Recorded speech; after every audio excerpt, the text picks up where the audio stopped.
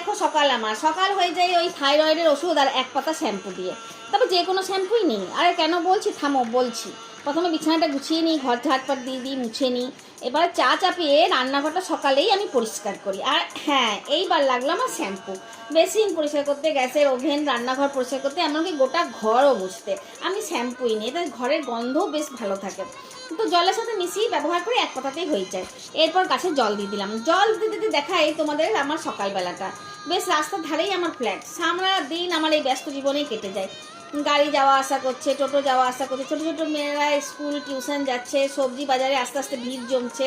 কেউ কেউ বাজার করতেও চলে এসছে রোদের ভয়ে। গরুগুলো নিজের কাছে বেরিয়ে গেছে, সবজি আলু কেউ রুটি দিচ্ছে সেগুলো খাওয়ার জন্য।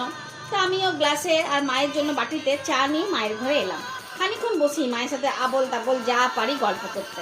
তারপর গল্প টল্প হওয়ার পর যখনই দেখি ঘড়িতে 8টা, তখন দুধের চায়ের জন্য জিভটা একদম লুসপুস করে ওঠে। বেশ ভালো করে গাঢ় গাঢ় দুধের চা দুজনে মিলে করে খেলাম। তো মা 1 চামচের মতনই খায়, আমি খেলাম ওই 1/2 কাপের মতো। বেশ ভালো লাগে, আর না হলে মানায় না বলো সকালবেলাটা। তো মা চলে গেলো নিজের কাজে, আমিও বেরোলাম রান্না করবো কি তার জোগাড় করতে।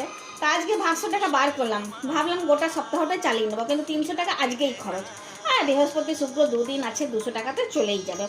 ওই শনি রবিবার প্রতিদেবের খরচ, ওইটা আমার নয়। তা আজ ভাবলাম মালাই কাতলা বানাবো।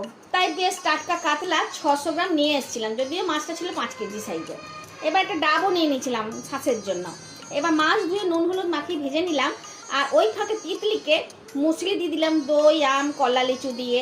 আমি বেদানা আর বিটের জুস খেলাম, মা মুড়ি খেলো। তো এবারে চলো কাজে যাই।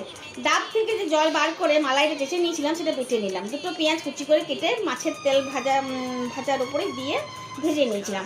ওপর থেকে মগজদানা বাটা বাদাম বাটা দিয়ে মশলা ভালো করে কষিয়ে মালাই ঢেলে ফুটতে দিলাম।